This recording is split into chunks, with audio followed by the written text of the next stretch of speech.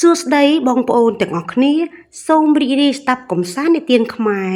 រឿងមហាឫសីប្រោះខ្លារឿងនេះដែរដកស្រង់ចេញពីសៀវភៅប្រជុំរឿងព្រេងខ្មែរភាគទី3មាននិទានមួយដំណាលថាមានខ្លាទោលមួយទៅដេកលើរូងពស់លូនចេញមកចឹកខ្លានោះស្លាប់ទៅនៅឯមាត់រូង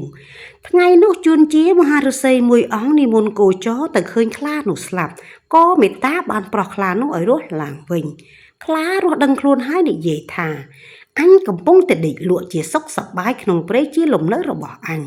ម្ដេចឡើយព្រះស្ដែងហ៊ានមកធ្វើឲ្យអញភ្ញាក់ម្ល៉េះហើយអញខំព្រះស្ដែងស៊ីពុំលេងឡើយ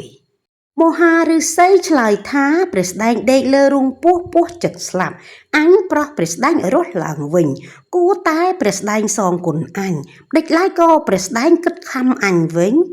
មហាឫសីនិងខ្លាប្រកែកជជែកគ្នាមិនអស់មិនហើយទើបនាំគ្នាទៅប្តឹងចចថ្លែងប្រាប់តាមដំណើររៀងខ្លួនចចចិញ្ចឹងគិតថាអញនៅក្នុងព្រៃសប្តាហ៍ថ្ងៃនេះពឹងពាក់អានុភាពខ្លាបើអញកាត់ក្តីឲ្យខ្លាចាញ់សមនឹងទៅពឹងពាក់អានុភាពខ្លានៅនាព្រៃនេះពុំបានឡើយចចគិតដូច្នោះហើយក៏កាត់ក្តីឲ្យខ្លាស៊ីមហាឫសីឯចចកាត់យ៉ាងនេះហៅថាចន្ទាគតិមហាឫសីមិនសុខចិត្តប្រកែកគ្នាទៅវិញទៅមកហើយក៏នាំខ្លាទៅប្តឹងគោថ្លែងប្រាប់តាមដំណើររៀងខ្លួនដោយកាលពីមុនគោគិតថាបើអញកាត់ក្តីឲ្យខ្លាចាញ់ហើយសំខ្លានេះស្អប់អញវានឹងខំអញមិនខានឡើយទើបគោកាត់ក្តីឲ្យខ្លាស៊ីមហាឫសីគោកាត់ក្តីយ៉ាងនេះហៅថាភយាគតិមហាឫសីមិនសុខចិត្តក៏នាំខ្លាទៅប្តឹងស្វារៀបរាប់ដោយកាលពីមុនដដែលស្វាគិតថាកាលមុនមានបរិសម្នាក់ធ្លាក់ចូលទៅក្នុងអណ្ដូងឪពុកអញជួយសង្គ្រោះយោងឡើងមកលើមាត់អណ្ដូងបានមានខ្លាមួយគិតមកស៊ីបរិសនោះឪពុកអញនាំបរិសនោះឲ្យឡើងទៅលើមែកឈើបានរួចអំពីភ័យបរិសនោះបែរជាចិត្តអាក្រក់សម្រាប់ឪពុកអញវិញស្វាគិតដូច្នោះហើយទើបកាត់ក្តីឲ្យខ្លាស៊ីមហាឫសីស្វាកាត់ក្តីយ៉ាងនេះហៅថាទោសាគតិមហាឫសីមិនសុខចិត្តនាំខ្លាទៅប្តឹងថ្មាតគិតថាសប្តាហ៍ថ្ងៃនេះអញបានរំពាសំណល់អំពីខ្លាជាអាហារចំណីប្រក្រតីមិនដែលដាច់ឡើយបើអញកាត់ក្តីនេះឲ្យខ្លាចាញ់ហើយមុខជាខ្លាខឹងនឹងអញមិនដាច់ឡើយអញនឹងបានស៊ីរំពាខ្លានេះទៀតថ្មាតគិតដូច្នោះហើយក៏កាត់ក្តីឲ្យខ្លាស៊ីមហាឫសីថ្មាតកាត់ក្តីយ៉ាងនេះហៅថាលោភាគតិមហាឫសីមិនសុខចិត្តនាំខ្លាទៅប្តឹងទេព្រឹកគិតថាមនុស្សទាំងពួងដើរព្រៃអាស្រ័យដោយម្លប់ឈើផងទាំងឡាយចេះតែកាច់មែកហែកសន្លឹកស្ទោះសម្បកកាត់ដើមទេព្រឹកគិតដូច្នោះហើយក៏កាត់ក្តីឲ្យខ្លាស៊ីមហាឫសីទេព្រឹកកាត់ក្តីយ៉ាងនេះហៅថាមហាគតិមិនទៀងត្រង់ឡើយមហាឫសីមិនសុខចិត្តនាំខ្លាទៅប្តឹងទុនសាយរៀបរាប់ប្រាប់ថា